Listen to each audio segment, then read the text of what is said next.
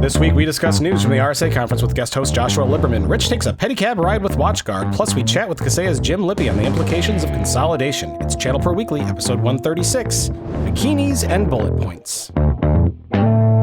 Hello, everyone, and welcome to ChannelPro Weekly, episode 136. My name is Matt Whitlock, technology editor, online director, and your host of this fine program for you, the MSPs, the VARs, the integrators, the IT consultants, the MSSSS, PCPs, all of those things with long acronyms. This is the show for you. Joining me this week and every week is executive editor Rich Freeman. And yet I am not alone this week, am I? I'm joined by our guest host, Josh Lieberman. Joshua Lieberman of Net Sciences. Welcome, sir. Thanks, Matt. Glad to have you back on the show. For those who may have missed a previous episode that you were on, why don't you give us a quick little intro on who you are and what you do? I'm Joshua Lieberman, Net Sciences, Albuquerque, New Mexico. We're a very security-focused MSP, which, of course, is a little bit like being a very water-focused fish. But we basically put security first and last in everything we do. And we've been serving the New Mexico area, about a 300 or 400-mile circle around Albuquerque, for 25 years. Fantastic. Well, welcome. Glad to have you back here. It's also important to point out that Mr. Lieberman is a frequent attendee and often guest speaker at our ChannelPro SMB Forum events, which I believe you will be this year as well. Yeah. Yes, indeed. Just next week, a little bit under a week from today as we record this, we will all three of us will be in Dallas for the first ChannelPro SMB Forum event of the year, and Josh is going to be on a panel right at the beginning of the day talking about managed security. And awesome that will be. So it's also important to point out for our listeners and viewers, there will not be a new episode of ChannelPro Weekly next week because of said event that we're going to be at, and awfully busy these shows are. So if you want a new episode of ChannelPro Weekly, you'll just have to come to Dallas and see the show, right?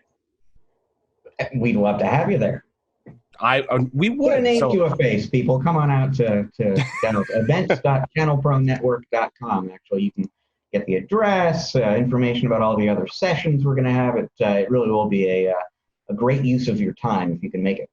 It really will. And if you're not in the Dallas area or can't get down there next week, we will have 4 other shows in 2020, including Washington, D.C., Raleigh, North Carolina, Boston, Massachusetts, and the greater Los Angeles area in California. So come to one of those. You will not regret it. So what brings you two together today in the same room?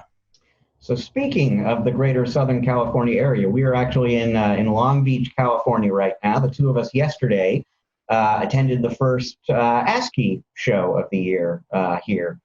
And so we figured we would take advantage of the fact we're both in the same place at the same time and record the podcast that way too. Fantastic. And any thoughts of the ASCII show, or is it just starting, or is it over? It's over. We just wrapped that last night. It was actually one of the bigger ones I've seen at somewhere around 200 attendees. And first of the year is always interesting because there's always new players that you haven't seen before, whether they're vendors or other MSPs or participants outside that realm that you haven't run into before or in a year. And I come out to Southern Cal probably 4 to 6 times a year. There are actually some people here that think I live out here for some reason, but there are various shows and various events going on here. I might have done work out here as well. So it was a very, very good show, actually. I really thought it was too, actually. And yeah, Josh is right. It was a great crowd, first of all, but there was some really interesting content. So they had Bob Coppage out here. Bob's been on the cover of our magazine within the last few months, and he spoke in that profile about the co-managed IT model. And so he had a presentation that he gave here about co-managed IT that I thought was really interesting. And I mean, he's just a funny, dynamic, smart speaker. So, and they kind of put him in your role, Matt. He was the first speaker after lunch. He was the guy who had to wake up the room, and I thought he did a great job. And then they had the sort of keynote speaker, the special guest speaker was Frank Abagnale, who folks will know from the movie Catch Me If You Can. It's a real life story. He was played by Leonardo DiCaprio in the movie. He was actually the featured speaker at all the ASCII events. I think it was 2 years ago. I remember seeing him at an ASCII show present. He was a fascinating person to listen to in person. Absolutely. And when he talked last time, it was really about his story, the story told in the movie. But he came here today really to sort of focus on what he does now. He's, probably the federal government's foremost authority on data privacy. And so he just spoke for an hour on information security. And it was really, really interesting stuff, I thought. More like information insecurity. Yeah. I mean, it was just a stream of terrifying events and trends that he talked about. Years ago, I saw in RSA a similar presentation, a little bit less diverse, but I kind of think of those as the wrist slitter events. And this guy actually let us all know you should not go home and slit your wrist. It will get better. I'm not sure it will get better, but I think I agree with the first statement. I wanted to mention about Bob Coppedge here. So the co-MITs or co-managed IT, which I saw him do in Paris at DattoCon, and he's touring for ASCII this year doing it. It's very interesting. First of all, he does set the bar, in his own words, very low. He's maybe the master in our entire community of self-deprecation, and it's quite a bit of fun to play off that. He's great to watch, very entertaining. And what was interesting to me is that I've done exactly what he's talking about, as so many others in the audience, probably for a decade, in our case, almost 20 years, but we didn't know what to call it or that it was a thing. It was just part of what we did. Now he's taken that, refined it heavily, and turned it into a primary business practice. And that's interesting to me, but he's always fun. Yeah, he is. He absolutely is. And I mean, we spoke about co-managed IT on the show last week. It's interesting how often that comes up. And right at the beginning of his presentation, he asked for a show of hands. How many of you do co-managed IT? And a surprising number of hands went up. I think there are a lot of different definitions of that, a lot of different models for it. But it's this sort of sleeper phenomenon, I think, out there in the channel community. It's suddenly coming to light. Yeah, very cool. It sounds like a good show and a lot to go over. Now, there's another show that you have recently attended that we're also going to talk a lot about this week, because there's a lot of information that comes out of it, because it's a very big show, and that is the RSA Conference.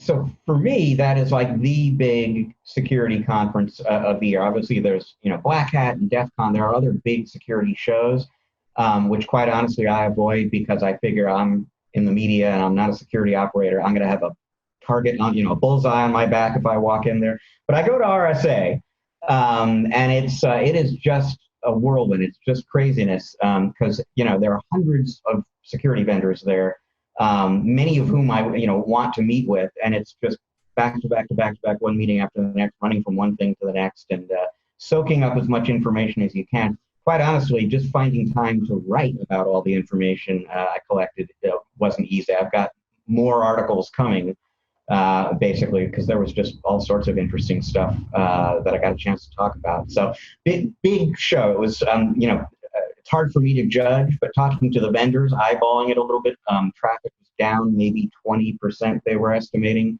this year because of the coronavirus issue. But it's still a giant, chaotic, crazy kind of show. And I had a great time.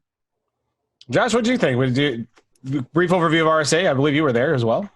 No, I actually wasn't there. This okay. I'm going to take the opposite tack and be at Black Hat DEF CON this year. I got lucky. The local FBI group came out to one of my events last year, and they offered to sponsor me at a show of my choice. So I'm going to go and do the Black Hat DEF CON thing. In deference to what Rich has said, I leave everything locked in a safe and turned off with any capability to communicate or electronic. I wear an analog watch and an RFID blocking wallet, and that's pretty much all I'll carry into an RSA. I won't even turn on the phone. As a matter of fact, I probably won't carry my phone. Sorry, not RSA, to DEF CON. Those guys are simply better than us, and their job is to embarrass us. So I will be there, and I'll be paying attention, but I doubt I'll have electronics on me.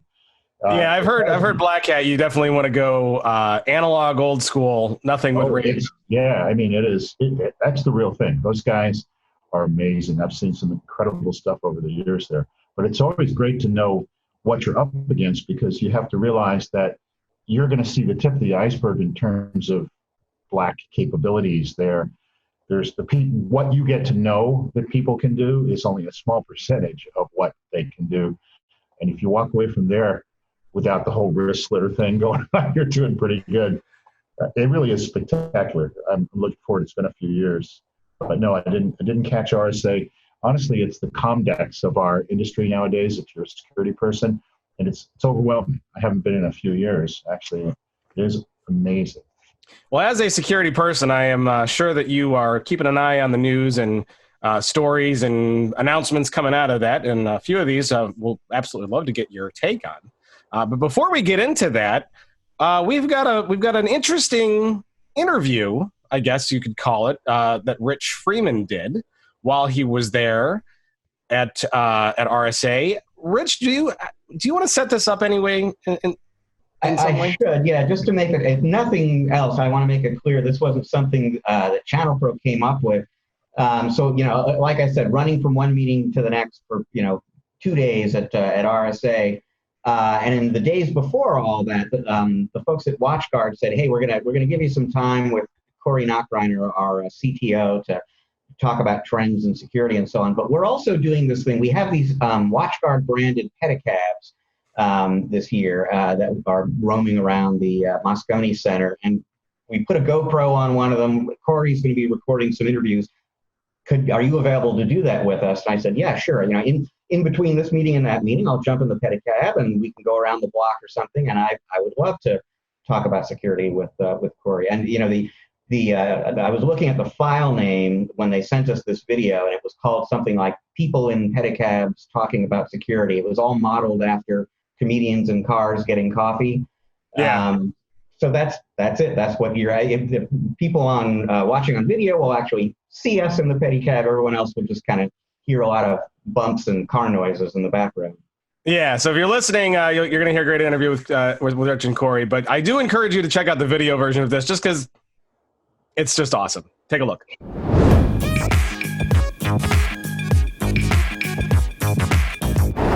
Hey everyone, my name's Corey Nachreiner, and I'm here with Rich Freeman of ChannelPro Network magazine. How you doing, Rich? I'm doing great. How about you? I'm excellent. It's a gorgeous day here in San Francisco. Couldn't be better. Yeah, we're both from Seattle, so we haven't seen this in a little while. Yeah. Yep. So we're both here at RSA, and as you might be able to tell, we're in a pedicab talking about security in RSA. So how's the show been for you so far? It's been great. For me, this is like kid in a candy store stuff. I mean, every vendor who matters is here, all sorts of security analysts and researchers, and in a few really concentrated days, I get to learn a lot about what's happening in security. That's awesome. And we've talked to each other before and interviewed, but as someone that writes for a security magazine and one that focuses on the channel, who, WatchGuard sells entirely through these partners, you've probably talked to a lot of vendors and security experts. What kind of things are you hearing at RSA this year?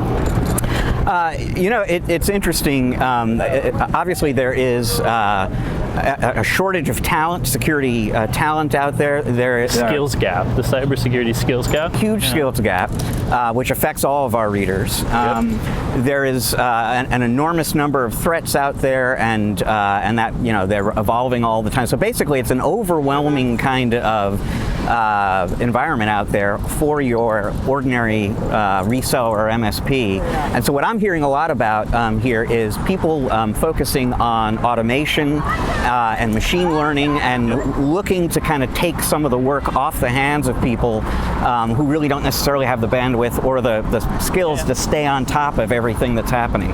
Or if they have the skills, they simply don't have the numbers to keep up with it. I think that's a great topic. I hear a lot about the skills gap. We just started a program that we actually do with our channel and partners called WatchGuard WISE. Shoot, I should remember the acronym, but it's really about kind of partnering with the channel and our partners to go out and talk to their local colleges. So as you said, we ourselves have trouble finding security experts because of the skills gap, but our channel, who we depend on, they're having trouble hiring too. But if they go out to like colleges early and they can do some sort of outreach, give back a little to colleges, we found that's a great way that they can kind of get first dibs on graduating cybersecurity students. I also love your comment about automation. I think we hear AI and machine learning a lot.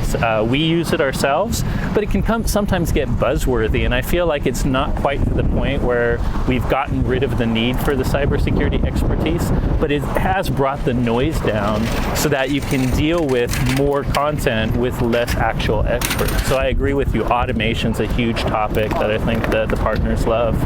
You know, I can't recall if it was in a conversation with you or somebody else at this show, but somebody was quoting to me some analyst data that indicated something like 80% of the breaches that happen out there or are going to happen in the future are going to be due to just misconfiguration. It's not going to be some amazing exploit. It's going to be some backdoor left open, some setting done improperly. And that's a classic example of the kind of thing that an automated solution can look for and just fix. Yes. And I think it's it's been as high as 90-95%. Even in my industry, I remember when Gartner said 95% of firewall breaches were due to misconfiguration. And as you say, they have the control. It's a control that works. They just missed a setting. And I think AI is perfect, or machine learning is perfect at going through policies and finding those little obvious things that it's not that the human was dumb. It's just there's so many things you can twiddle and adjust that it's easy to miss something. So that's an excellent point.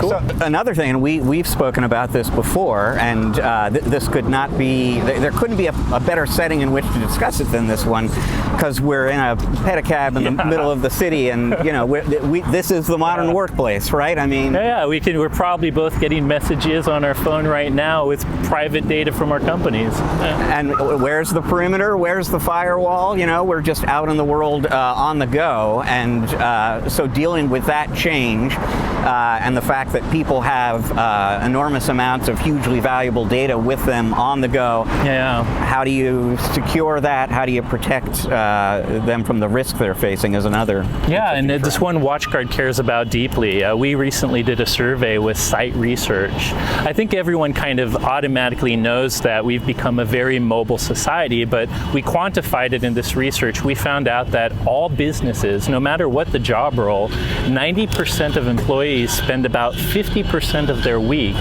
working off-premise, outside of that perimeter control. And it may be the mobile devices, the laptops, but if you think about it, it's even the cloudy mobile world. A lot of the stuff that used to be in the perimeter, we're still doing, and we might be doing at headquarters, but that data is in someone else's cloud somewhere else. So I think the entire industry is figuring out new workflows and security paradigms to take care of that. One thing WatchGuard's excited about is we've been known as a network security company. We handle the perimeter of headquarters very well, but we released a product called Passport that's all about kind of being user-centric security that protects you wherever you are. So I like that. It's a focus that the security industry has had for a while, but I think we're continuing to get to grips with it because it's just changing so much. And you know, the other interesting thing is, for all the talk about artificial intelligence and machine learning and the new technologies that security companies are coming up with to keep people safe wherever they are and so on, it is interesting how much the fundamentals still apply. You know, so security awareness training is something that I talk to a lot of vendors about these days, and you know, there wouldn't be a need for a lot of this technology if people just didn't click the link. Yes, exactly. In the world where you had somehow perfect technology that could catch every technological threat or vulnerability, you would still have risk because of users making small mistakes. So I think it's an important thing. And by the way, I think it's a great segue because you brought up, like, the theme of RSA this year is the human element. Right. And I think that's both from the human element of risk, but also the human element of security and how people, in bringing in not just the security experts, but all the different departments of your organization, and having this security awareness and culture is a great way to defend against the problem. I think the security industry has to get rid of this mentality of being the draconian brake on business and innovation, telling people what they have to do, and rather they have to encourage the business to want to adopt security because it actually makes their business roll better. Cool. And the other sort of aspect of that human element theme, I think, to go back to something we were talking about before, there's a lot of things that you can automate, but there is always going to be a role for human intelligence, I think, I do think so. Yeah. Definitely in the near future. I think machine learning, and I don't know if we call it AI yet, so that's kind of a little too much of a buzzword. I think there's so much promise there, but I still think we're going to need humans to continue being part of the training of those machine learning algorithms. So do you have any other plans for after RSA? Any big articles that you've been writing for recently in ChannelPro that you'd like to talk about? We coming up real soon. I'm trying to remember if that's going to be in our April issue or our May issue, but every year we have a story that we do that we like to call Vendors on the Vanguard. Oh, cool. And it's one of my favorite things to do all year. Basically, we look out on the vendor landscape for up-and-coming companies, underappreciated companies, emerging vendors, names our readers might not know about, and we'll highlight about 15 to 20 of those. So pretty soon I'll start kind of looking around for this year's Vendors on the Vanguard. Yeah, it's always nice to find kind of the new and breaking companies. I think here at RSA they have something called Innovation Sandbox, where sometimes you can see some of the new up-and-coming folks. Is there any particular, like if I were a security-focused channel partner, an MSSP or just an IT VAR that concentrated in security, do you have any things you're hearing that can really help their business efficiencies? I guess we talked a little bit about automation. One thing we didn't even talk about automation is not just improving security, but kind of improving your own margin as a channel. Like if you have automated systems doing some of the tasks you have to spend money on I don't know, incident handlers or IT folks to help your customers with, they can spend more time selling and getting more customers than they have to do maintaining. So are there any little nuggets like that the channel should think about when also considering security technology? Well, I mean, what you're just talking about there is something that the really big, sort of industrial scale MSSPs really understand, and that is an important insight. The other thing I would say to any vendor who's getting into security right now is really do learn as much as you can about the managed services channel and be really kind of thinking about building an MSP channel from the get-go. Because even at this conference, there are a lot of established vendors who are kind of figuring out this, the end users, they like the recurring payment model. They want to buy it as a service, so there's more demand for that. There's this whole kind of enormously growing channel of MSPs, and we need to be recruiting those folks as well. If you come out of the gate sort of knowing that I understand what MSPs need in a security product, and I'm going to build that in there, I think that's... Yeah, we focus on that. The one thing we've found is we serve the mid-market, but traditionally that includes a lot of SMB customers. And we found that, we're not advertising to those SMB end users because they're not buying from vendors. They're going to MSPs to outsource their IT and security needs. A lot of times the end user, because they've picked a trusted MSP partner, they don't necessarily have a say or want to have a say into the IT or security technology that they are buying. They trust that the MSP is going to bring the solution and package they need. So we find it very important, especially if you're dealing with mid-market and below, to have an MSP channel, because you're not going to reach those markets without it. So we definitely focus a lot of our security solutions, not just on good security for that end user, but thinking about multi-tenancy management and how the MSP can take care of many customers in an easy way. I think it's an important thing for new vendors to know too. It's a slightly different model. MSPs, want to pay for software in a particular way, and the multi-tenancy thing you were just talking about is absolutely critical to them. Being able to manage all their different accounts through one console and so on. So it's something that some vendors are kind of picking up after the fact, and I think anyone entering the field should be thinking about it now, especially like you said, if they're going after SMB. because it's absolutely true that business owners in that segment. The one other, sorry. Yeah, they just want to outsource the IT function to somebody else. Absolutely. And I think the one thing we've learned recently is paying attention to the tools that MSPs use. Like they use RMMs, they use RMMs or remote managing and monitoring services for our viewers, and also professional service automation tools. But more of those tools become like the central core way MSPs run their business, and more often than not, they're starting to now make automated purchasing and licensing through those tools too. So it's important, like one of the ways you can get into the channel is if you make it easy for that MSP to do business through the tools that they're used to using, you really become a vendor they want to work with because you save them money and time. Absolutely true. And I mean, I know when I'm interviewing a vendor who is introducing some sort of MSP-oriented product, I will always ask, what are the integrations into RMM tools or PSA tools and so on, because I know that's what readers are going to want to know. I use ConnectWise, I use Datto, I use Kaseya.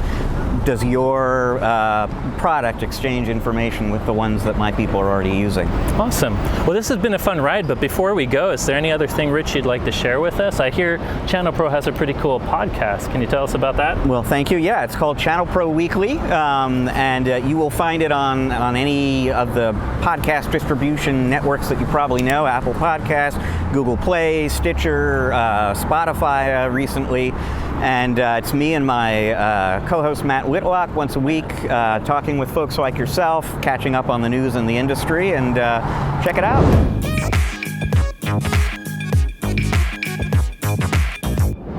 All right, Rich, that had to be a lot of fun. It really was, yeah. I didn't quite know what to expect, but it was a lot of fun getting pedaled around the Moscone Center area and just kind of chatting about security with Corey. And it occurs to me that pedicabs are the new wave transportation of urban living. We need more of them. Those, I guess, and bicycles. Because in big cities now, you can just check out a bike and go cycling around, or what do you call that? Scooters. Yeah. Scooters are most excellent. It's wonderful to watch people master those. Or not. Yeah, actually, one of the sad side effects I've noticed, and I've just recently read about, actually, was the fact that people tend to litter the streets or the sidewalks with those scooters a little indiscriminately, and it's become a real obstacle for people who are vision challenged or otherwise, which includes people looking at their phone. So I've already enjoyed several people collapsing under the weight of not noticing them as they work their phone, walk down the street, and hit one that somebody like them has just dropped across the sidewalk. I have a lot of sympathy for people who like trip over things while they're walking like this, Yeah, it is Darwin in action. Now, Rich, did anything strike you in that interview that you wanted to kind of highlight or call out? I mean, you guys touched on a lot of different things in that short period of time. It was interesting to me, and it was sort of characteristic of this year's RSA that he brought up towards the end of the conversation, the whole sort of MSP managed services angle, and had some really smart things to say about that. MSPs are very much on the security industry's radar right now. MSPs and MSSPs. And one of the interesting things that I noticed in a number of different conversations with vendors is a lot of these security guys. So first of all, they figured out we need to be plugged in with MSPs because that is how the end user wants to consume technology now. If we want to remain relevant in the market, we need an MSP channel. This is why Malwarebytes just this week totally redid its partner program, and it's all about bringing in MSPs. It's just one example. But one of the things that they figured out is there are thousands, tens of thousands of MSPs out there, dozens, 100 or whatever, true MSSPs, like organizations with a full-scale security operations center and so on. And it's like, if we can go after several dozen MSSPs and get in tight with them, we can almost use them as a distribution arm out to these tens of thousands of MSPs. So that was a theme that came up a bunch of times. It's very much the strategy they're pursuing right now at SonicWall, for example. And so it was just interesting to have it come up again in the pedicab when I was talking with Corey from WatchGuard. Yeah. Josh, did you get a chance to watch that particular interview? I listened to it last night, or this morning, I'm sorry. So one thing I had to say about it was that there was a reference early on to the perimeter or lack thereof. And that is the one thing that is probably the most challenging to us, because there really isn't any perimeter anymore. There's not a wall. It's a sphere, except that there's no edge on that sphere. And it's just amazing to me. It occurred to me that years ago when I did physical security and I was in the Department of Energy doing scenarios, we used to always talk about defense in depth as a physical concept, with the concept of walls. Think of a medieval castle with walls and defense such as arrows and hot oil and all that stuff. And I feel like as MSPs, a lot of us are out there defending that medieval castle with the ability to keep people from scaling those walls, but no way to deal with aerial bombardments or the fact that half the people we're protecting aren't inside the walls. So it's no longer good enough to defend the castle. As a matter of fact, more and more there are no castles, and it's amazing. It really well, is. that's sad, because if there's no more castles, then there's no more moats filled with alligators. And I personally think that's my favorite form of physical security. Josh, are you big on alligators and moats? Or are you more of a crocodile guy? I think that the idea of the alligators, so we can really mix our metaphors. If you remember the whole concept of the honeypot, drawing people into what they believe is a successful attack situation to pattern their behavior.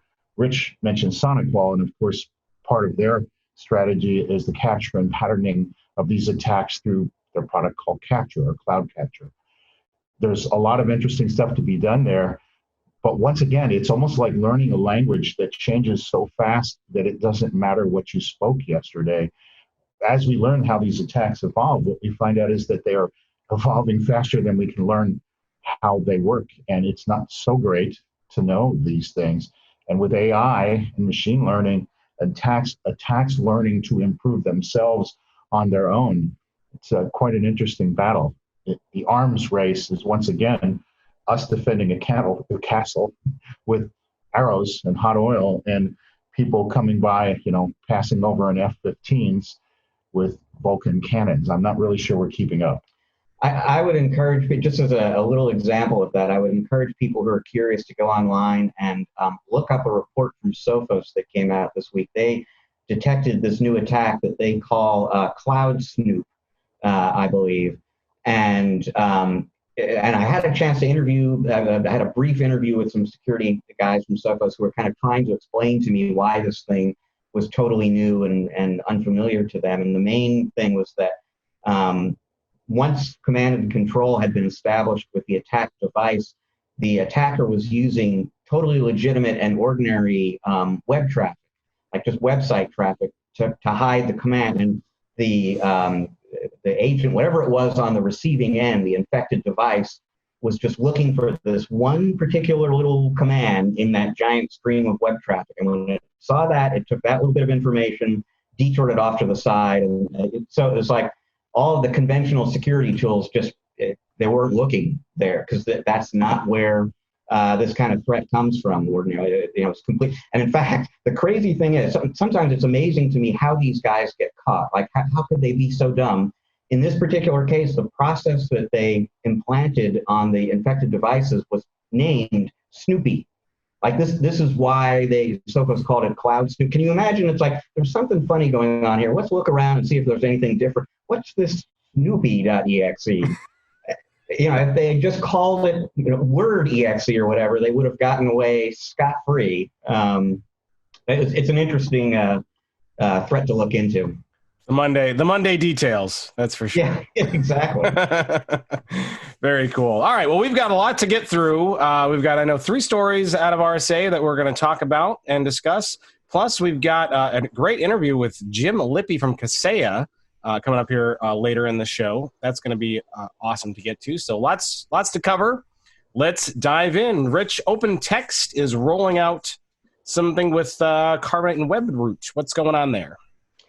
So this comes out of an interview that I did at RSA. Strictly speaking, there is a security element to this, but this is not like a big security story, but it is interesting to anyone who partners with Webroot or Carbonite.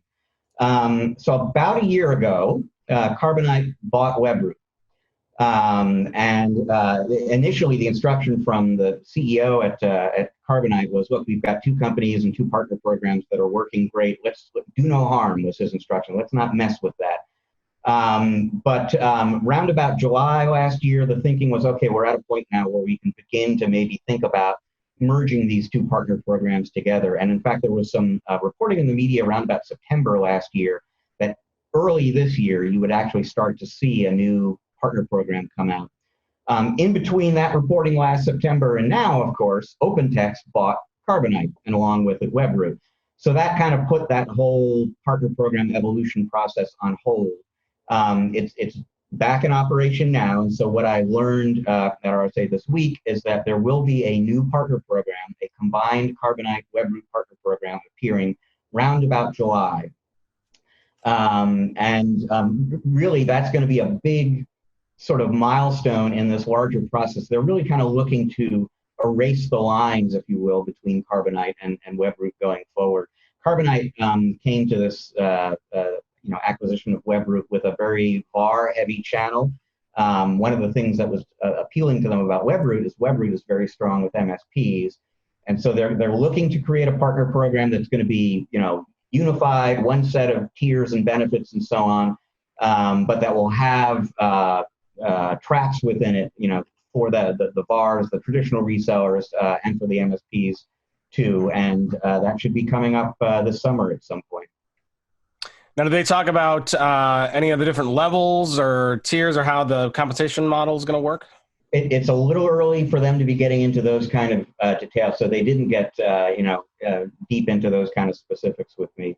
Now, they did indicate that it's not, the partner program is one way that they're bringing these 2 companies together, but people are also going to start to see technologies come together, some as well. And so Webroot has this solution, like a management console called Global Site Manager, I believe. All the Webroot partners are saying, yeah, exactly. But that tool is going to begin to be able to manage some of Carbonite's products starting very soon, in addition to the Webroot products. And as I understand it, Carbonite partners really have never had that kind of consolidated, multi-tenant, MSP-friendly sort of administration console before. So this will be their first opportunity to get that centralized view of everything that they're doing. And the longer-term plan, obviously, is to roll all of the Carbonite products into that console, turn that into the management front end for the combined portfolio. So that's coming. And then the other thing that they talked about loosely is around about mid-year, so around the time, I guess, the partner program comes out, you're also going to start to see more source code level integration between Carbonite products and Webroot products.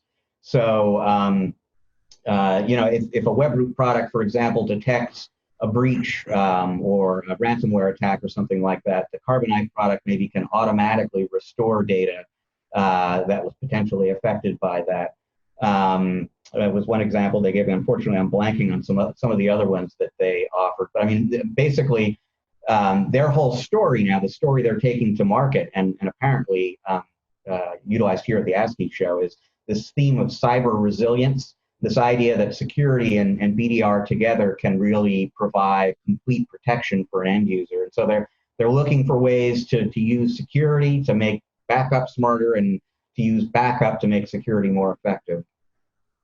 Now, Josh, this affects a large number of MSPs out there. I believe the numbers here say there's 16,000 who combined use one or both of these products. Are you one affected by this?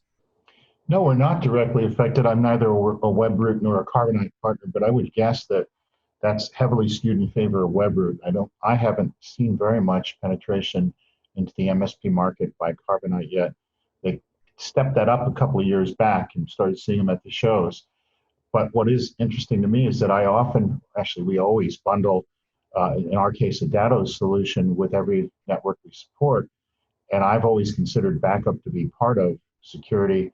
I get less kickback against that nowadays, but honestly, it's not just your last line of defense, because if everything else is breached and there is a ransomware attack, Obviously, being able to roll back an hour is magnificent, but there are other ways in which that boundary kind of blurs a little bit. In our case, I've always considered the data snapshot to be the best safety net we have running under us. There are still lots of us out there that can remember dealing with network ending events as simple as a Microsoft patch. So being able to stay current with patching, which is always a balanced risk. Do we install this patch today before we know if it has affected 10,000 people tomorrow? Or do we wait for Thursday and find out that it's 300 zero-day attacks happened on Wednesday? So having the ability to roll back means that we can be a little more aggressive with our patching and with our otherwise security-oriented services because we have that safety net. So I've always kind of rolled them together for at least the last 6 years or so. This is news to me. I actually didn't know about the Carbonite WebRoot tie-up and what they're doing, but it certainly is interesting. And that integration and the obvious one that Rich mentioned, that the ability to detect a ransomware attack and do rollback is good. But with every new capability, there are flaws to be exploited. And I'm already kind of wondering in the background here what might develop from that. So I'm a little more cautious, but cautiously optimistic that this is a good thing. Yeah, so it sounds like what you're saying is if these two products kind of working together makes a lot of sense from a security standpoint because they kind of go together. So if you are in a WebRoot customer, this is going to be a natural and potentially very positive improvement that might attract more business. But I think ultimately that's what their goal is. Right?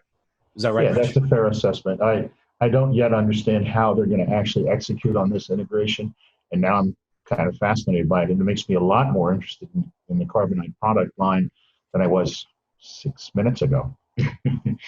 While we were talking, I looked up the other example of cross-platform integration that I wanted to mention, which is just, obviously the ransomware, the bad guys understand that backups play a crucial role in protecting people from ransomware. So they're actually going after the backups and either trying to get rid of them or,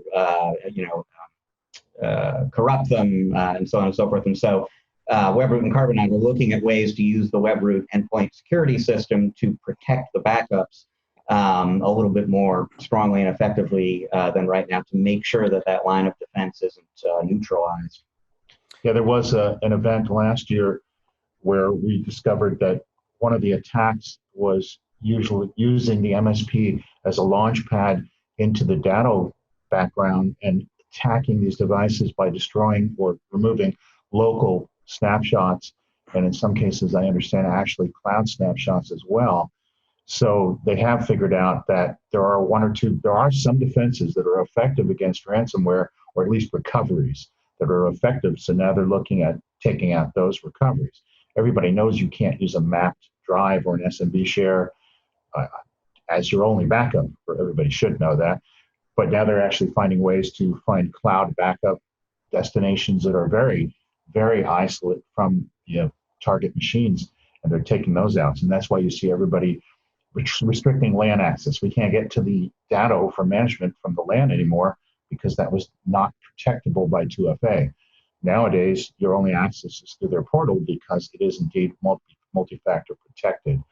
I am interested to see where this goes. And once again, we have to watch every opportunity for us as security folks is an opportunity to be subverted by the people we're protecting against. So it'll be interesting to see how they develop that.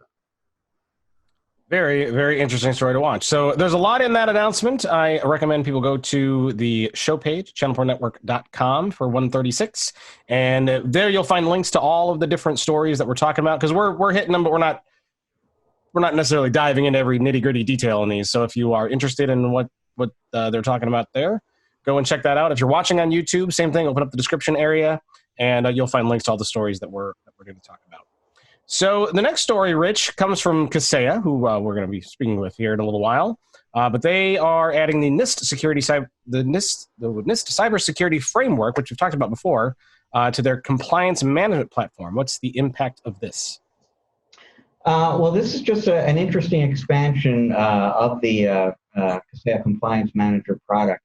And that product is based on technology that was originally called Audit Guru. It's from Rapid Fire Tools, one of the companies Kaseya has acquired in the last couple of years or so. And it's really designed to help MSPs deliver compliance as a service. You don't need to know enormous amounts about the various regulations out there. The tool kind of does automated assessments of a client environment, kind of shows you how the customer compares to the guidelines there, and then it can be set up to do periodic checkups and make sure that the customer remains in compliance with the regulations. So it started out, GDPR was the first thing that they were protecting against. They added HIPAA functionality later on, and now they also added last year a really interesting module to the product specifically for cyber insurance policies, because they were finding that a lot of cyber insurance companies were denying claims. They were finding a pretense basically to deny claims. Well, you didn't do due diligence, you didn't put the right protections in place. And in that situation, you want to be able to document very, very thoroughly, no, in fact, here's what we did and here's how we maintained it. And you can see that we've been checking up on ourselves every month.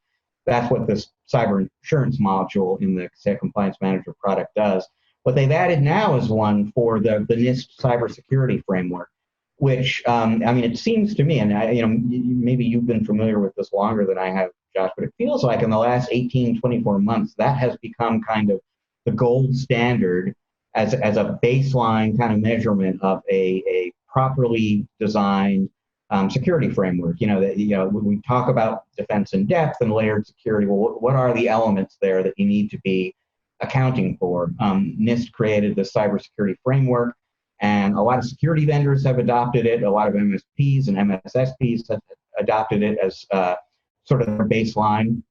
And a lot of regulators, people writing laws, have required people complying with the law to adhere to NIST cybersecurity framework guidelines. And that's where this new module for Kaseya Compliance Manager comes into play. If you have a customer who is subject to a regulation that requires people to comply with the framework, the NIST framework, this tool is going to do all the things I was saying before. It'll go in, it'll assess the current state, it'll point out what needs to change, and it'll make sure that you're kind of staying in compliance with the framework going forward. So there's that very specific revenue generating opportunity there for anyone who is required by law to stick to the cybersecurity framework. But it seems like there's also a kind of consulting opportunity around this product for any end user who really should be utilizing the NIST framework. You as an MSP can go in there and explain the value of the framework and offer a compliance as a service program to help get them in compliance with this best practice. Well, to mix the metaphors a bit, when we work in SMB IT security, we're brick masons. And unfortunately, the NIST framework is really targeted at architects. And the problem is that, once again, to mix our metaphors, we don't need the standard model of particle physics. We need to figure out what metals can be welded together. So the problem is that a lot of our clients can't begin to grasp the metaphysics of that framework, but they surely can understand the rules. What has happened in my tiny little field is that just recently, you guys probably know that NIST 800-171, I believe, now applies to all contractors that work with federal government under certain circumstances. And suddenly, and I mean, having heard nothing about NIST compliance from anyone until 4 months ago, we've now had 4 or 5 interviews with people who've decided, oh, we've got to do this. One of our problems is that they have nothing. They don't have any, they don't even have MSP services in a lot of cases. So they really don't have any security, infrastructure, process, procedure, documentation.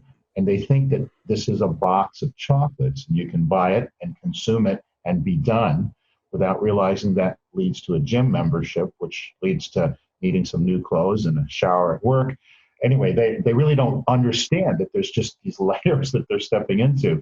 Now, a tool that I could use to provide documentation and something that they can grasp, something concrete, so that I can say, here's where your weaknesses are, is just a phenomenal benefit, because otherwise it's all theoretical. I sit there and explain to them all these things they should do. I present a package that provides the majority, or not, if not all of those things, and they're going from 0 to 60 or trying to in a 1 second flat. They just can't handle the acceleration. They've had nothing and now they need everything. So I think it's going to be a great benefit if I can actually provide something concrete for them to grasp. I will stop mixing my metaphors now. Well, and that could also be a box of chocolates. Sometimes that's all it takes to close a deal, right? Indeed. Yeah, if they're good enough. So, especially in the states where recreational use is legal.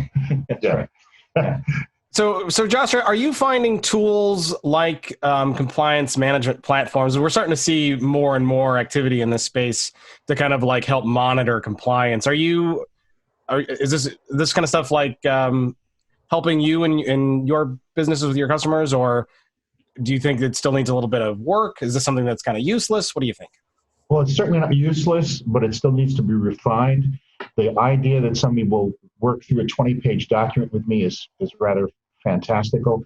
You realize that most of these folks will give us 10 or 15 minutes of their concentrated attention at a time.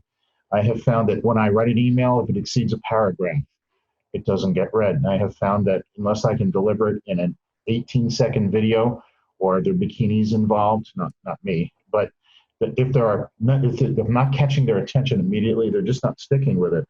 So I don't know how things work in New Mexico, but people might like getting pictures of you in a bikini. Why not? Bullet points too. Bullet points. I've noticed that if you just put everything in bullet points, people will read them, and it could be like a list of like this long of bullet points. No, you're right. Actually, I tend to structure my communications in a narrative paragraph, and despite your facetious point, you're right. Their bullet points help quite a bit. For some reason, as long as they feel like they don't have to parse a bunch of sentences, as long as each point is one sentence or less, you can hold their attention. Sometimes you have to throw their name in every paragraph or so just to give them a little nudge, and they're very excited about it. But and as the younger generation, Josh, as the younger generation comes up, you actually have to start using all of those weird, crazy abbreviations. Yes. And not actually use real words, I used my first emoticon this week. My first emoticon. And I can tell you that, though I probably won't use the emoticon alphabet that you can attach to your keyboard, I'm actually going to probably start using those. And I never thought I would be saying that. I've been writing articles since I was 13, so that's many decades. And I just never thought that would cross my fingertips, but it has now. These will be great tools. Honestly, visuals are the single most important thing, and literally visuals, and helping people to visualize what steps they need to take, because it doesn't help to walk in somewhere and give them 300 top reasons why your network's a mess, but it does help to have pretty pictures, colors, and 3 steps you must take now. Very, very true. Well said. All right. We are going to move on to our last news story. And anytime you see these 2 names in a news story, Rich, it's something big that we got to talk about. So Datto has a new integration with Intel that does something cool. So introduce this one. What do they got going on? Well, and it is an interesting story, and we only had time to get to a few news stories this week, and I wanted to make sure to include this in the list because Josh is both a Datto partner and an Intel partner. I'm not sure he's using the specific Datto product involved here, but I think he'll be able to shed some light maybe from an MSP standpoint on why this is important. But Intel for many years has had this technology called vPro, that's designed for commercial PCs and designed to make those products, easier to manage. And Intel has been developing integrations between vPro and managed services software for a while. And so I don't know very much about the existing integrations. I do know that there are integrations with Continuum and ConnectWise Automate and Kaseya and the other one, Enable. No, it's based in Austin. They're Spiceworks. Oh. So they have a number of integrations already in place. There's a new one now between vPro and Datto RMM that was announced this week. And it was actually something that the Intel folks initiated. They were kind of looking for a way to tie these two things together. They made contact with Datto, and Datto became very enthusiastic about the possibilities here. And essentially what this integration enables a Datto RMM user to do is to take control of, to perform maintenance procedures on an out-of-band device. So if you've got an endpoint you're responsible for taking care of that is powered off, it's unresponsive, you need to recycle the power, whatever the issue is, there have been ways to do that. The way Datto puts it is if you were creative, you could kind of figure out how to handle those situations before. But now it's really just sort of built right into the Datto RMM tool. There's an Intel product called Endpoint Management Assistant. And what Datto has done with Intel is create a workflow basically that allows you from inside the Datto RMM interface to launch a secure Intel EMA session, remote into this troubled device and do what you need to do. So I mean, it sounds like a very interesting sort of efficiency enhancing addition to the Datto RMM tool.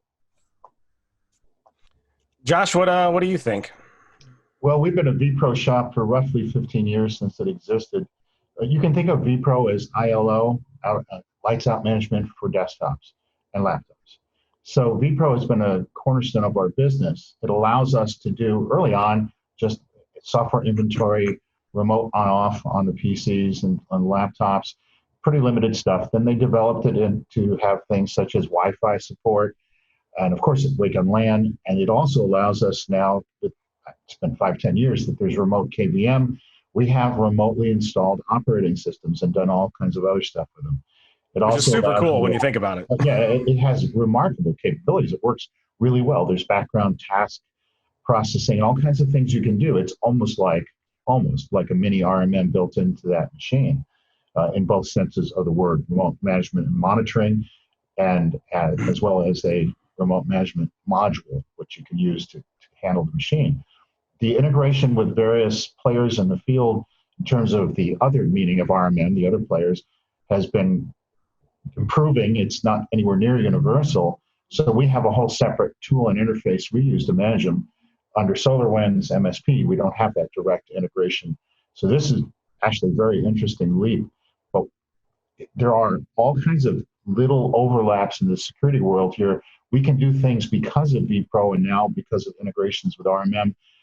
For example, it's very hard to get people to leave all their machines on so that we can always keep them patched and have those patches out of hours.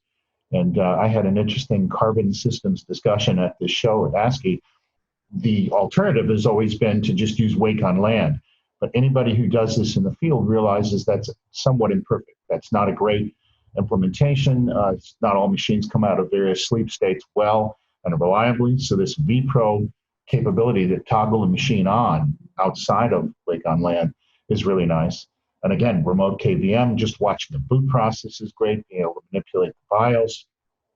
That's another thing vPro does too. It actually lets you into the BIOS remotely, which is pretty cool. And you can patch, for example, these wonderful technologies are enabled through things called AMT, for example, which is an Intel technology that allows you, active management technology, allows you to do things like this, which has been compromised by bad actors, and there have been AMT patches, much like there are side channel CPU attack patches. These are both hardware patches or hardware level attacks you have to address. Without vPro, this would have been brutal for us, and our clients are all within 100, 200-mile circle at the moment. For truly nationwide MSPs, it wouldn't be possible to address these things without these capabilities. So I think it's great, and every time somebody further integrates these, it's wonderful. And the problem with vPro has always been that Intel made it so difficult to grasp and understand what it can do and how to make it work. I had a guy who spent 15 years ago, most of his time for a year just getting a handle on this and figuring out how we can really do it. And that groundwork that he laid, we've built on ever since. It's a wonderful technology, poorly understood. And of course, Intel is doing their very best to garble it by changing the names and changing the service parameters and changing the product names. It's very confusing to them, but if you manage it, it's very powerful. If you master it. And so as a Datto partner and one who's pretty into Datto products. Is this something that you're going to look to, or that you think Datto partners like you should look at as yeah, I mean, this integration is another little nudge towards using the RMM platform. I am not yet using their RMM platform. We haven't seriously considered it since the acquisition of Datto, or merger of Datto with Autotask.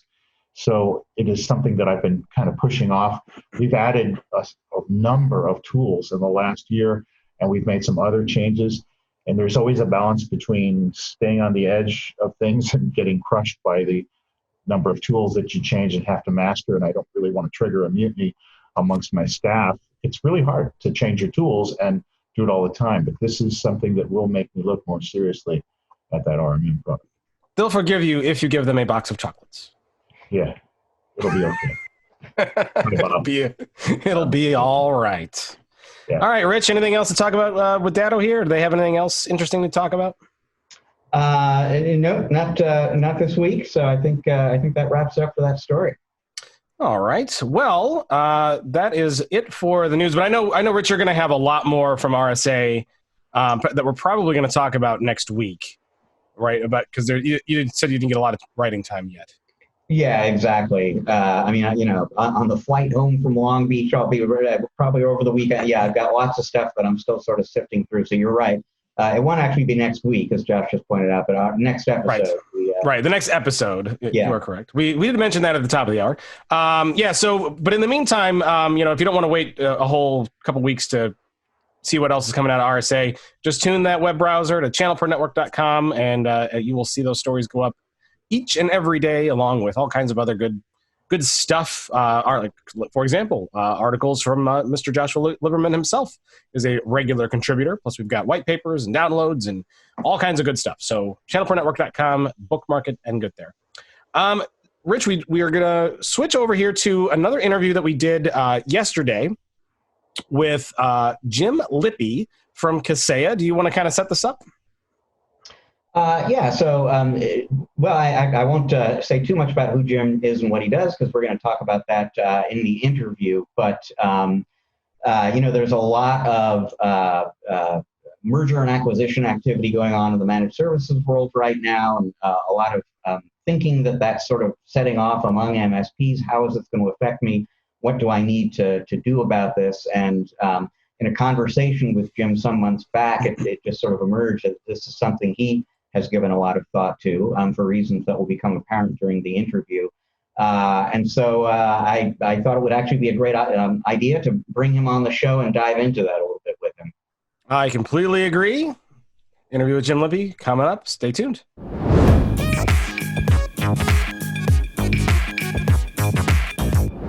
All right, welcome back to part 2 of ChannelPro Weekly. For the past few years, we've seen the managed services market expand, yet there seems to be far fewer players in the game due to a massive amount of consolidation. Here to discuss the implications of this and the dynamics is Jim Lippie, General Manager of Partner Development at Kaseya. Welcome, Jim. Hello. Great to be with you today. Great to have you here with us. For those who are unfamiliar with you, I'm sure they're probably not unfamiliar with Kaseya, but if they're unfamiliar with you, why don't you give us a quick little insight to who you are and what you do at Kaseya? Yeah, great. So, as you said, Matt, I am GM and Senior Vice President of Partner Development at Kaseya.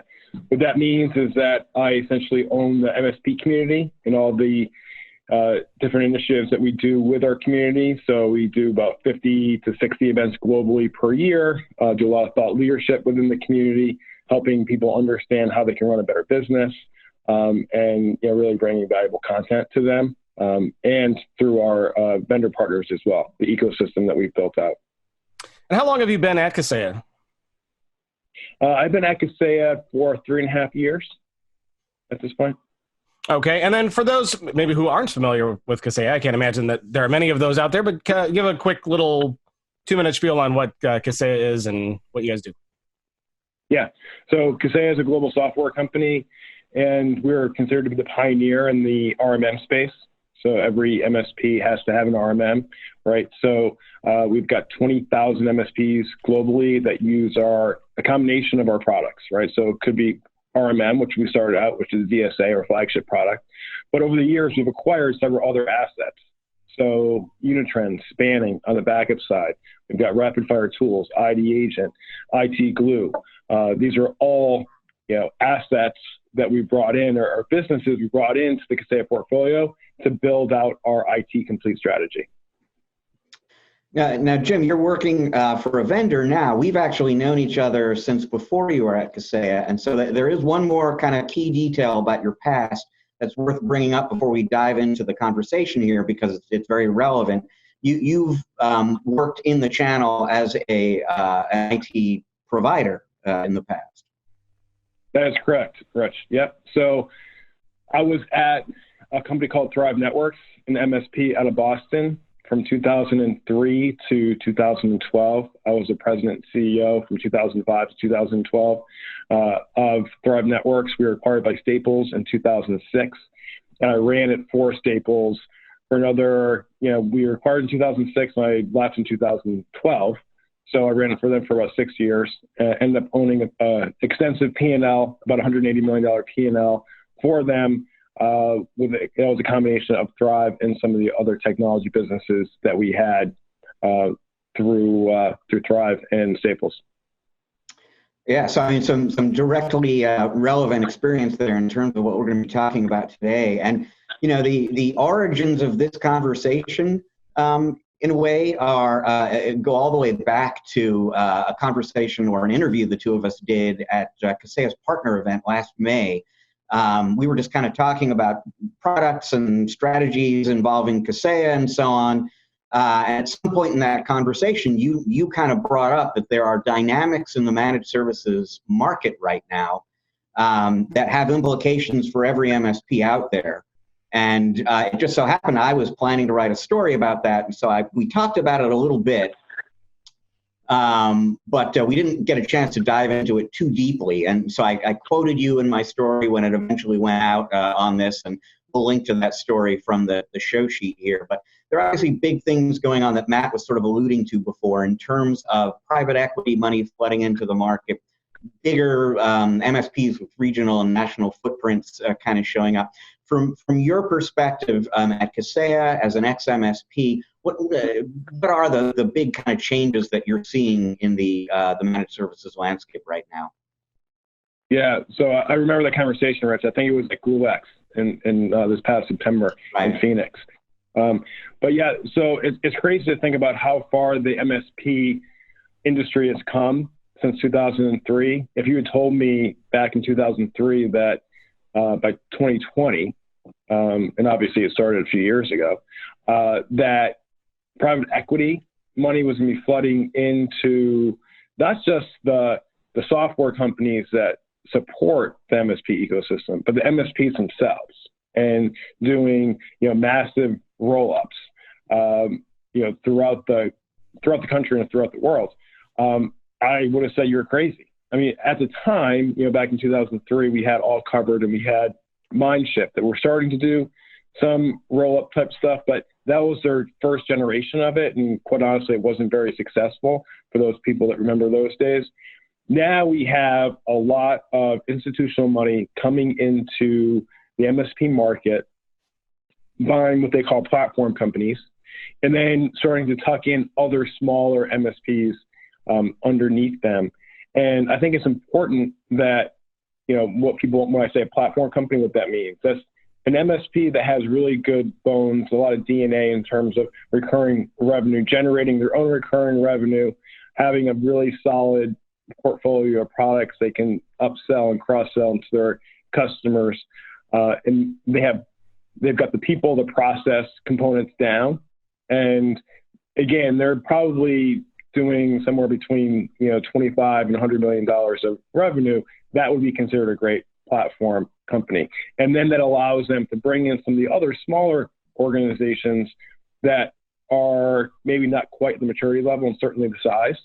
And you start adding them up, and it becomes a really solid business if you have the right management team in place to execute against that.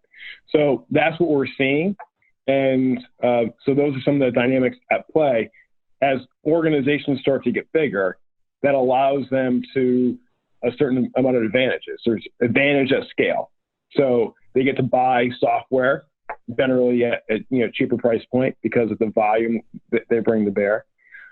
They also have easier access to cash, so they can raise more debt, so they can make more investments in new and different technologies, new initiatives, maybe to bring different verticals in or specialize in a vertical and then bring all those verticals together. So to create a more robust sales engine. So those are some of the dynamics at play. And I think ultimately we're starting to see consolidation, but in the next 3 to 5 years, we're going to see a lot more consolidation based on some other dynamics. And one of those is certainly compliance, right? So right now you've got, California just came out with the California Privacy Act. New York's got the SHIELD Act. I think in the next 3 to 5 years, MSPs and multifunction IT professionals, they will have to be certified in some way, shape, or form to perform their duties for their internal, for their company, if they're internal IT, or an MSP for their customers. And, I look at accountants, they have to be, certified as public accountants. You look at lawyers, they have to pass the bar in order to practice. Ultimately, the lifeblood of our economy is the data that a lot of MSPs touch every single day. I believe that ultimately government will come in and say, this is so valuable that you need to have some sort of initial certification or baseline certification to be able to do that and be licensed to do that. I see that coming in the next, again, 3 to 5 years. And I think what will happen is that will also create more distance between the haves and the have-nots. So companies with scale and companies without scale. Interesting. Now, I mean, this phenomenon of the larger firms starting to show up, that's, as you were saying, relatively new now. It's going to become more and more pervasive over the course of the next 3 to 5 years. What kinds of competitive pressures can more ordinary MSPs, if you will, expect to encounter as that trend continues? And how big an issue is this going to be in their life? Is this something that'll be sort of happening here and there, or is it something that's really kind of headed for you, whoever you are, wherever you are in the country, you're going to be going up against these giant firms? Yeah, I think that's pretty much going to be the case. That if you're a smaller MSP, ultimately you have to make some decisions here pretty quick. And at Kaseya, one of the things we do from a thought leadership standpoint, and we started this back in, I think, 2016. So M&A forums, we have them coming up in May at our Connect IT Global User Conference in Las Vegas. We'll spend 3 hours just talking to our MSPs about what's going on in the M&A space with private equity and MSPs. And I think what we're going to, so there we talk about some of these dynamics, right? But no question that you will see major regional players throughout the country. And one of the things that we advise every MSP is that you need to have a strategy. And we look at it in that you have to either make a determination whether or not you're going to be a seller, or you're going to be a buyer, or you're going to be a niche player. So you really have 3 avenues. You want to position yourself to be a strategic tuck-in or acquisition target? Do you want to raise maybe money and be a platform company, and then you're the acquirer? Or do you say, you know what, we're going to be small, but we're going to be the best MSP for healthcare organizations, or specific types of credit unions, for example. And you're going to get so specialized there that the bigger companies really can't touch you in that niche because you're so good at it. Where everyone else is horizontal, you're focused on that area. You know the applications in that area. You know essentially what the specific needs are of those types of organizations. And it allows you to compete, at scale, or at least better as a niche player if you decide to do that. No, I want to get into those various options there and kind of talk a little bit about the pros and the cons for people to consider. But I can almost hear people saying, I can guarantee you there are people in the audience right now who are thinking, my customer relationships are airtight. I provide excellent service. My customers aren't going away. My customers don't want to deal with, a big business. They prefer to deal with somebody they know who's local and, is a small business just like themselves. So for people who think, this idea that the big MSPs are going to be very difficult for me to compete with is overblown. What would you tell those folks in terms of why they really need to be taking this phenomenon seriously? Yeah, I think this comes back to one of your original questions about my personal history. I mentioned that Staples acquired my MSP back in 2006, right? And I was very fortunate to be around excellent executives there, and they were able to teach me a number of things. And one of the things I was able to do is look at the history of office products. So Staples started in 1986. And at the time, there were literally thousands and thousands of what they called stationers throughout the country. Basically places you could go. I remember my hometown, Northampton, Massachusetts. I could go down to Wayland's, downtown Northampton, and pick up my toner and my printer paper and pencils and all that stuff, right? That was 1986. So then what happened is Staples came around, and then Office Max came around, and Office Depot came around, and you've got all these different large, big box retailers that are coming into the office product space, and they got into business-to-business space. And now all those stationers, for the most part, are gone. And we have essentially 3 or 4 major office products companies in the country today. And I think that when you look, whether it's bookstores or hardware stores and Home Depot and Lowe's, and we go through this transformation almost in every industry. Now, is that type of consolidation going to happen in managed services? Not to that extent. We're not going to come down to 3 or 4 major players for MSPs. But if, depending on who you talk to, if there are, 20,000 MSPs here in the U.S. that are actively serving the small business community, that could easily come down over the next 10 years to, 1 to 2,000. And I would say that to those customers, or those MSPs out there, I should say, they're saying, hey, you know what, my customers just want to do business with me, and I've got everything locked down, airtight. This industry changes a lot. The technology that we work with changes. I know a lot of great large MSPs that are doing some really good things. They're next gen MSPs, and they have the sophistication on the high end, but they're also delivering very, high quality services. And they're able to do it at a price point, in some cases, that's much cheaper than that niche MSP or the smaller MSP, because they're buying their tool set at a much lower cost. Again, based on the volume that they have, they're bringing to the table. So it's not going to be catastrophic in terms of, MSPs aren't going to go, the smaller MSPs aren't going to go the way of the dinosaur, but we do have to come to the realization that there will be a lot of consolidation here, and MSPs that are, again, looking at their options and looking at a path, whether they want to be a platform play, build themselves up there, and then they're the acquirer, or position themselves to be acquired, or the last option, becoming so good in one specific vertical that no one can touch you. We really feel like those are the best options for MSPs as this dynamic starts to unfold even further. I referenced the article on this topic that I wrote some time back, and towards the beginning of that, I quote an MSP, a guy named Chris Huth, who's spoken at our events before, and he said, he saw this phenomenon coming, that these bigger firms were coming, and the question he asked himself one day is, what am I going to do? If I remember, he's in Topeka, Kansas. He said, what am I going to do if I find myself competing against a company 10 times my size someday? And essentially, he decided he didn't want to wait and find out.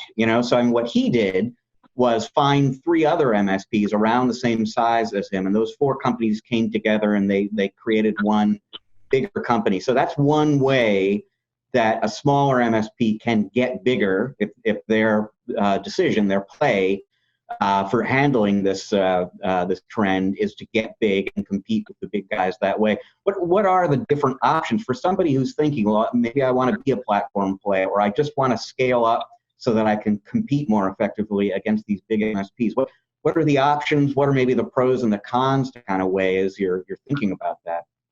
Mm-hmm. Well, I mean, you bring up a great option, out of the gate, and I applaud that individual. You said his name was Chris. Yeah. In Topeka, Kansas. So I applaud Chris for making that realization and being real about it, not putting his head in the sand and saying this isn't going to happen, and then doing something about it. Right? He forged a strategy that was going to put him in position to compete on a go-forward basis. That's what everyone should be doing. So that's certainly an option. Looking at other organizations like you that have a similar mindset, similar culture in the geography, and say, you know what, let's bring this together and let's go to market with something bigger and better collectively. That's option number 1. Option number 2 would be, and by the way, you can do this, part of this too, in terms of raising money with option 1 that we just mentioned. But go out and, if you have an MSP that has some decent scale already, maybe $10 million MSP, there are private equity firms that want to talk to you. They may say, look, we have something already and we want you to be part of something right now that we currently have. And that would be an acquisition opportunity, or to be acquired. Or they might say, you know what? Okay, let's go find some other companies that are smaller that we could wrap underneath you. We'll take care of the money side, and we'll help you do these acquisitions. You're the expert. We're going to help you on the finance side to do it. So now we're going to take your $10 million MSP. We're going to, over the next 18 months, we're going to buy, 3 to $5 million MSPs. And we're going to look up in 36 months, we're going to have one consolidated MSP that might be $30 million. Now you've got yourself a really good platform MSP that you can go out and start doing that again and again. So that is certainly 2 ways if you want to be a platform company and to be competitive with some of the bigger boys at that scale and not be acquired, then that is certainly a couple options to do so. Now let's talk a little bit. The other option for somebody who doesn't want to get big, they can remain at the scale they're at today, but maybe get more specialized. So how practical an option is that for the average MSP? How sort of far down the path are they maybe already in terms of their business today? What do they need to do to get from where they are today as a sort of workaday MSP to a niche specialist that can endure the competition from these bigger firms?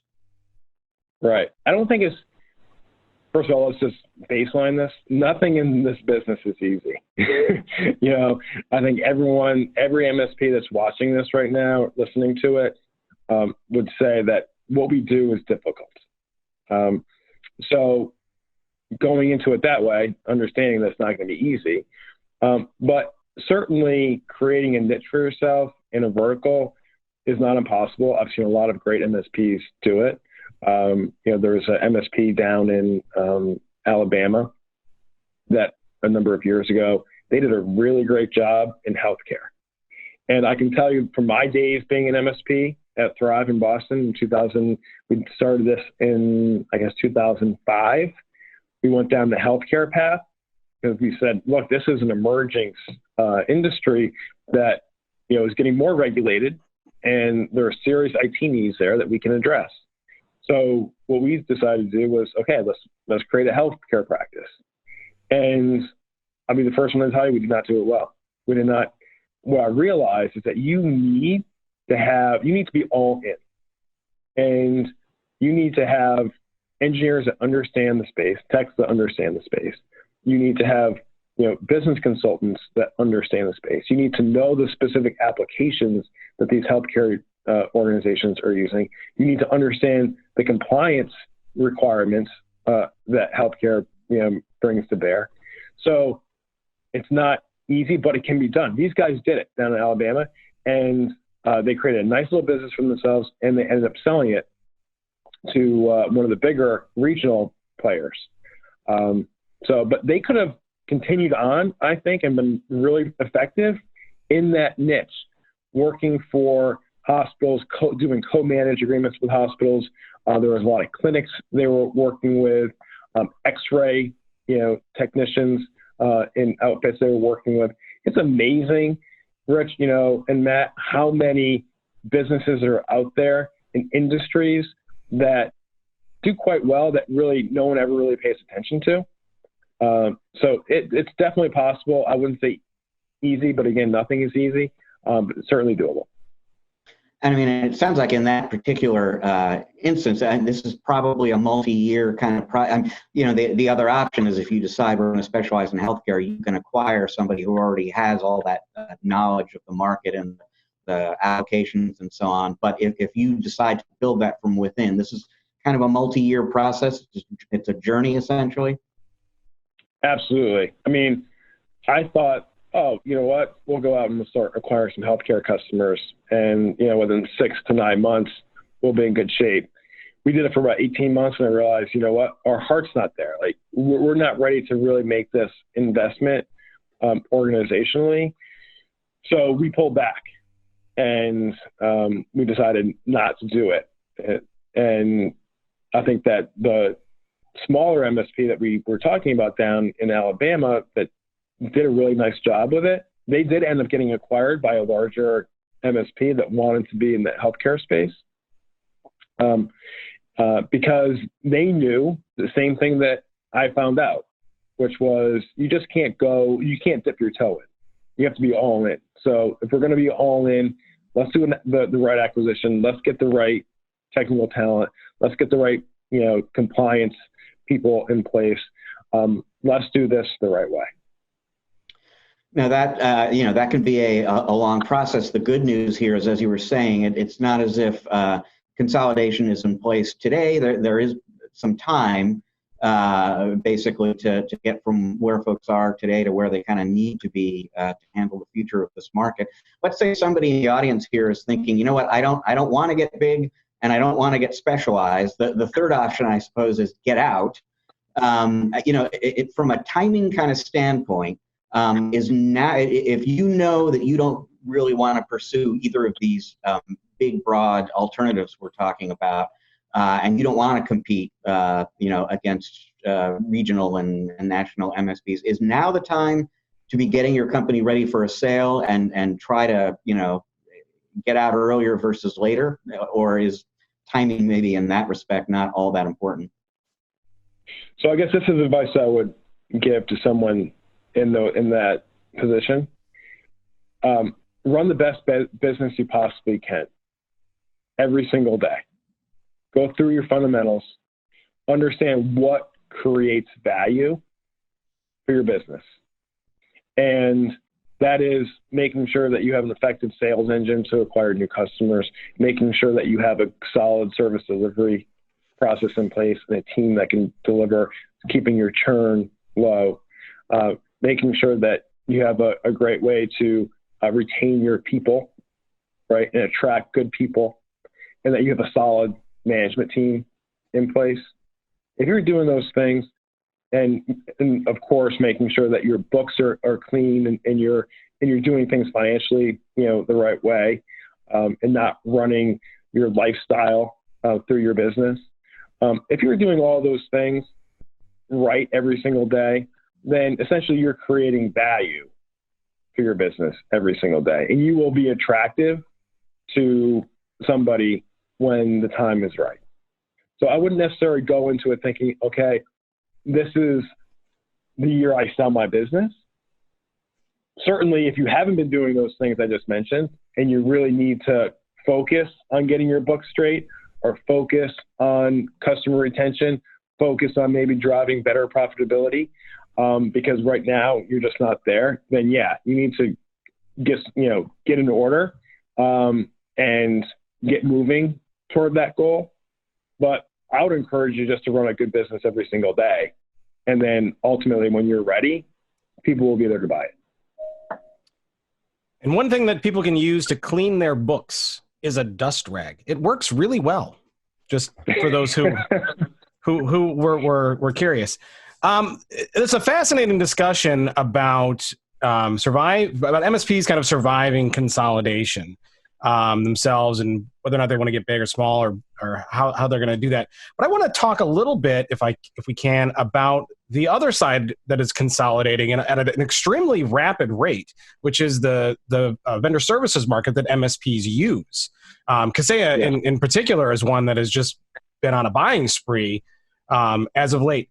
Now, Jim, you said that you don't see MSPs consolidating down to 2 or 3 massive national entities like the Home Depots and the Lowe's or the Office Max, if you will. But what about the vendor services side? It seems to me that there might be a lot more potential there to actually consolidate down to that level where there might just be Kaseya and 3 other major platforms where you get all your services. What do you think about that?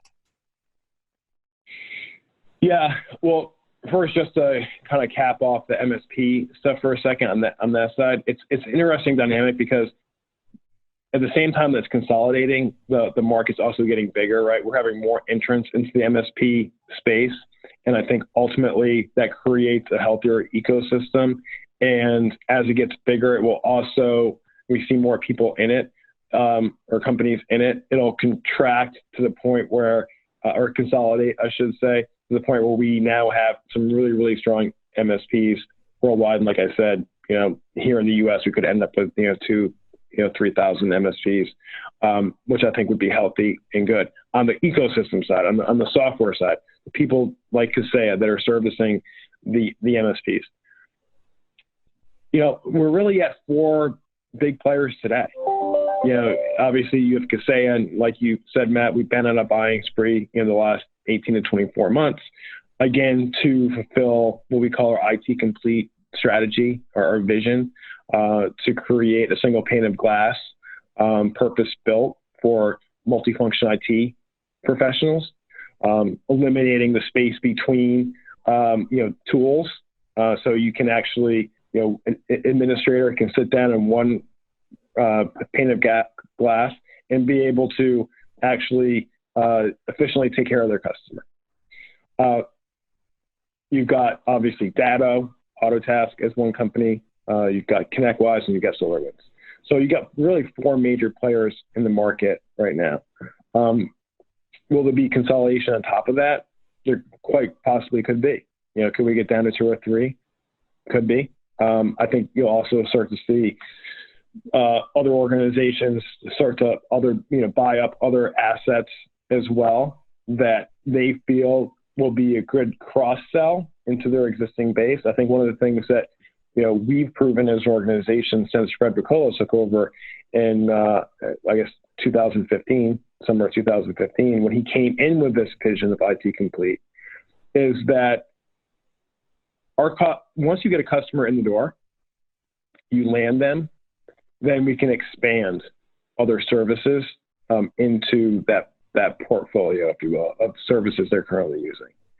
And that can be a really effective go-to-market strategy, and certainly helps us as an organization deliver more value to our stockholders, but also helps the customer, most importantly, right? Because now we're making it easier for them every single day to do their job, which is to take care of their customer with workflow integrated products that, again, eliminate the space jumping between different tools. Do you now, as you said, Kaseya has certainly rapidly expanded their portfolio. What are the other pieces that may be missing that Kaseya is looking to fill in over the next year or 2 years? When is Kaseya complete? So you're asking me, Matt, what's our next acquisition? I am not asking that directly, no, but I am curious. Well, I can't say that. I can tell you that we are constantly looking out for pieces that we feel make sense. Will we ever be complete? I don't think we're ever going to be totally complete, because the way the market evolves, there's always going to be evolving needs that will need to be taken care of. There'll be new and different companies out there that we feel are addressing those evolving needs, and we should bring in because it complements what we're currently doing. So as long as technology continues to evolve, I don't think we're ever going to be truly complete. Today, I think we have a really strong platform. I think we have the strongest in the industry when you look across our competitors in terms of what people want and what they use. I'll give you a prime example in terms of the evolution and how things change. Rapid Fire Tools, a company that we acquired essentially 2 years ago now. So when Fred decided to acquire that company, he saw the compliance push well ahead of most, and knew that things like the GDPR was coming into play, knew that United States would eventually adopt policies here in the States like GDPR, and that MSPs would certainly benefit from compliance as a service. Personally, I didn't see it 2-3 years ago. Fred did. And now that business is absolutely booming for us. It's crazy how much, that business is essentially multiplying almost every single day. It's growing exponentially. And I think because MSPs understand that their customers need it, and it's a great way to add more revenue. So I just bring that up as an example. ID Agent would be another one. We saw that ultimately stolen credentials or credentials on the dark web would be something that people really cared about because it created a huge risk for them. Well, ID Agent was a company that we identified and said, absolutely, they would be a great fit. So as things continue to evolve, we're going to identify companies that make sense. Yeah, I think my last question is on the topic of regulation, because as you said, that it can be a very, very good thing for the industry, or for our industry in particular, to help customers grasp all of the complex laws and stuff that are ultimately kind of being written in. Could that also backfire as well? You mean in terms of government getting more involved in regulating what we do as providers? Correct. Yes. Well, not getting too political. Generally, I believe that less government is the best kind of government. Obviously, there's certain things that need to be in place and regulated, but less oversight generally, for the most part, from the government standpoint, is better. I think there's something needs to be in place because the economy is obviously the lifeblood of how we all make money, right? And data is, I think, at the center of that now. And when you start peeling back the layers of the onion, you realize, okay, that data is being touched by people, quite honestly, in some cases, that maybe aren't as qualified as they should be. So I think if we just keep it to some basic minimum requirements that people understand they have to follow through with, then we'll be fine. If it gets to a situation where we're just over-regulating, I think that becomes an issue. I'll give you a prime example. When I first came to Kaseya, we were doing a big push on two-factor authentication.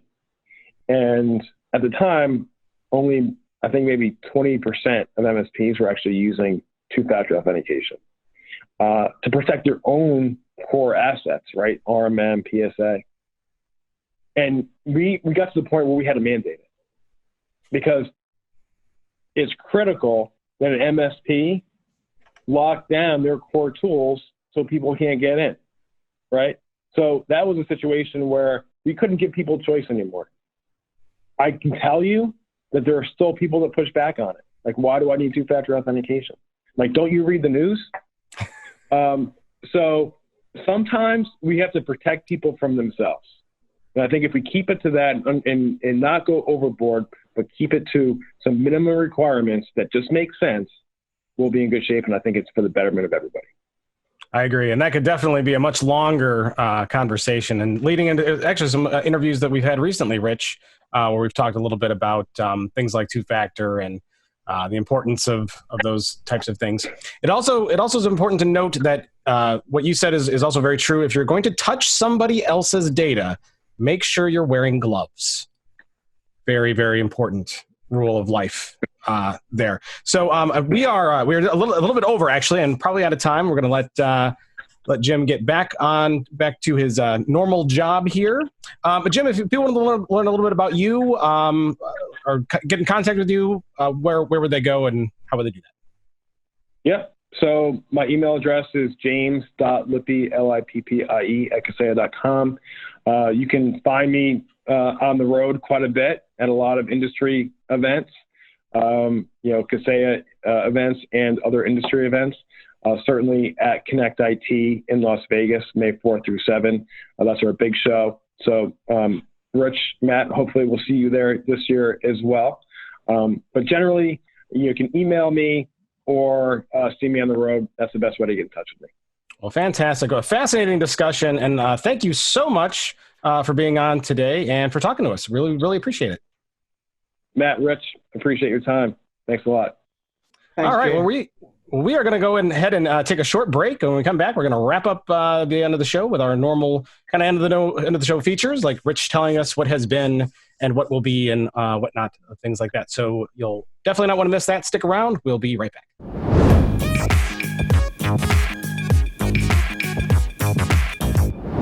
All right. Well, that was Jim Lippie from Kaseya. There's lots to talk about when it comes to mergers and acquisitions as we're starting to run off the rails there towards the end. Like, oh my gosh, that's another hour-long conversation that we could have. So I'm really hoping that we get him back to discuss some of those things. But Rich, what a fascinating discussion talking about not only how the MSPs are kind of having to deal with a lot of consolidation themselves, but also consolidation amongst the various vendors and tools that they use in that market as well. Anything interesting there you want to call out or?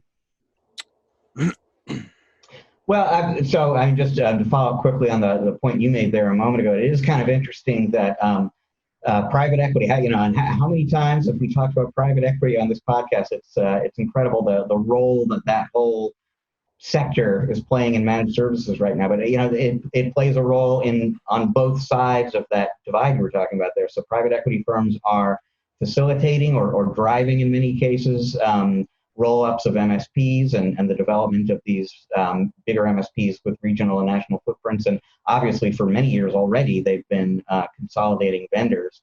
So that it's just interesting to see, the multiple ways in which private equity is influencing managed services. I think the conversation with Jim, it's just interesting in its own right, but it's also a really useful one for MSPs to listen to carefully, because I think it's easy to dismiss the possibility that, and I'm going to use an overused word, but I can't help myself. It's easy to dismiss the possibility that you're going to get disrupted by some bigger player who's maybe not as local to your customers as you are. And I just think it would be dangerous to completely ignore that risk to your business. I don't necessarily know that you need to merge with 3 other MSPs and become a giant company yourself. And he was obviously talking about the specialization route. There are other alternatives out there to you, but I really would encourage people to pay attention to this issue and just don't let yourself get blindsided by a potentially enormous shift in the market that could be all around you 2 years from now, and you'll be wondering, why wasn't I ready for this? Yeah, agreed. Well, awesome stuff. That's going to lead us here to the end of our show. Now, Josh, first of all, thank you again for coming on a guest host with us today. Well, one thing that I wanted to talk about for a second that a lot of people may not know about you is that not only do you run a very successful MSP in the New Mexico area, but you're also a damn good photographer. Thanks, Matt. I'm not sure how to talk about photography, but it's what I do to balance my work life people often ask me why I want to do that. And the simplest answer is that when you do an excellent job as a photographer, people say thank you and they're happy. And that kind of balances out the whole MSP thing really well, because most of us that run MSPs realize that we're either invisible because we work so well that they don't know why they're paying us, or if one of 1,000 details gets missed, people want to know why they're paying us. So it's a nice balance to that. And it takes me around the world. It takes me to shows. It works out very well. Yeah, one of the nice parts about being able to follow you on platforms like Facebook is that you do share a lot of photographs that you take, and some of them are absolutely breathtaking. You just have a very good knack for it. Is there a place where people can like see some more of the pictures that you take? Do you have like a gallery or something online? The simplest thing is theeventualphotographer.com.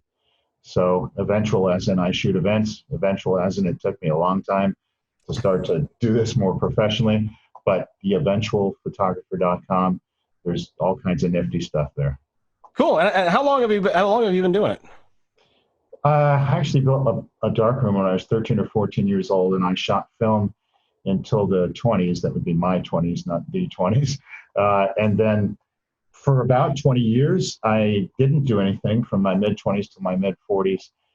And part of that was being very itinerant and poor for the early part of that, and then having a couple of sets of camera gear stolen at various times in my life.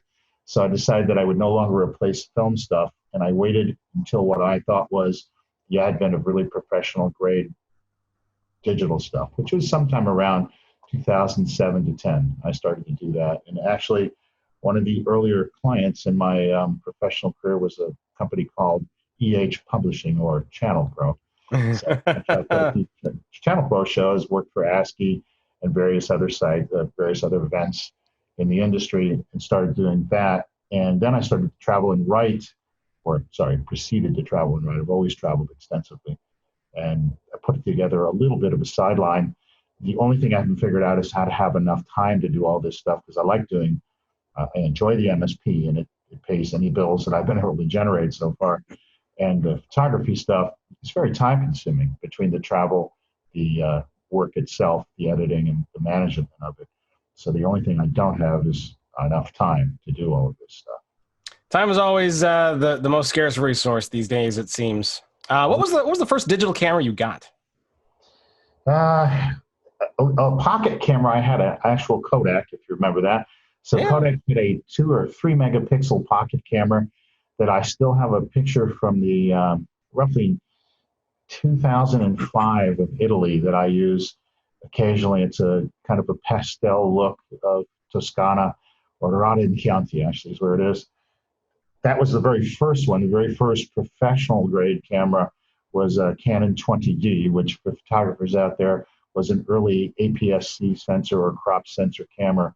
And my first full frame camera, which most people associate with professional work, was a Canon 6D. Is that what you issue with today, or? Oh no! I've got 5D Mark IV, 5D SRs. They got all kinds of crap. I've always been a C word guy, not an N word guy. So when I made my choice in 2007 or so, I sat down with Canon and Nikon, which were really the only players. Yeah. And I spent 2 hours with the menu system of both, and I just decided that Canon's thought more like I did, and I went in that direction. In my film days, I was a Nikon guy, but I've always been a Canon guy since. And any photographer knows that once you've got about 20 pounds of glass, or 20 grand, it's about $1,000 a pound. Once you got an investment in glass, you generally stay with that particular camera line. Yeah, oh yeah, it's very expensive to replace all those lenses, that's for sure. And the fact that they tend to stay, they seem to bend over backwards to make lenses stay compatible with new models, just for that reason. You can actually cross formats too. You can use the Canon, any of the cameras, you can cross and bring a mirror camera lens to a mirrorless camera lens, and typically vice versa. And there's all kinds of nifty things you can do. But yeah, they like anybody else, they kind of try to lock you in there. That they do. Well, very cool stuff. Theeventualphotographer.com is a website you can see Joshua's work as a photographer, but of course, netsciences.com or netsciences.inc. Netsciences.com is our Facebook web presence. Personal web presence is just Joshua Well, this is tricky. I should mention this. There is a Los Angeles area photographer by the name of Joshua Lieberman. Wow. That is my name too. We crossed paths about 8 or 10 years ago. I went to start my CPS Canon Professional Shooter membership, and I tried to use the name Joshua Lieberman, and it said, "I'm sorry, that's in use." And I said, "Wait a minute." So he is a professional photographer from Los Angeles, and a truly dedicated and excellent one. So I am Joshua D., as in Daniel Lieberman, or Joshua D. Lieberman. But you can find me on Facebook, where I post a lot of stuff from events and travel. And then theeventualphotographer.com is more of a showpiece site. I can actually sell through there as well. Very cool. Thank you for sharing that with us. I appreciate that. For our listeners and viewers today, there is no museum or tech pick. We're already certainly running along with basically two interviews in a show. So we will hold off on that, and we will resume with the museum and tech picks in a couple of weeks when we return after our main event. But Rich, what happened this week? Well, I already said I've got lots of RSA writing to do, but I'm still only going to scratch the surface of what was announced out of that show. So what you want to do on Friday, every Friday, in fact, is go to ChannelProNetwork.com and look out for our In Case You Missed It post, written for us by James Gaskin, our contributing editor, and he will round up a ton of RSA news for you this week. He's also got some 5G news from Intel for you, some managed print news from Lexmark, and a whole bunch of other stuff. Busy week for James. And then looking ahead to next week, obviously, as we mentioned before, the first SMB Forum event of the year in Dallas. All three of us will be there. And the folks at QuoteWorks are having their annual user conference as well. Oh, yeah. Lots to look through there. Awesome. Fantastic. Well, ChannelProNetwork.com is the website. Make sure you tune your web browser to that each and every day for the latest news, articles, press releases, white papers, resources, downloads, you name it. It is a wealth of great information. So make sure you check that out. Please subscribe to Channel Pro Weekly. We are on all of the different podcast services, iTunes or whatever, Apple Podcasts now, I guess, Google Podcasts. We're on Stitcher. We're not on Spotify. Yay, finally. And we're on, the video version is on YouTube. You can subscribe there, hit the bell for notifications so that we can keep up with us there. That's certainly the best way to do it. So you can you don't have to go to the website. You can just have them magically appear on your phone or your tablet so you can listen in or watch whenever you're working or going between job sites. I know that's what Josh does. And coming soon, cochlear implants. You won't even have to have a device. Look at that. Wouldn't that be neat? You can actually subscribe your eardrums. No. And it works anytime. We could just go live and just start talking to your brain. Wouldn't that be scary? In the shower. Oh, awesome stuff. Yeah. We're on Facebook. We're Channel Pro Network on Facebook and also on LinkedIn. Same name. We're at Channel Pro SMB on Twitter. If you want to follow Rich, Rich is at Rich Free. I'm at Matt Whitlock. Josh, you are on the Twitters? Lieberman Joshua, I believe. At Lieberman Joshua. So follow. At Joshua Lieberman. At Joshua Lieberman. If you see his bright smiley face, you hit the right profile. So follow him as well. Follow me, follow Rich, follow us all. It's a lot of fun. And then that's going to wrap up episode 136. Thank you all. Thank you again, Mr. Joshua, for being here. We will see you all in a couple weeks.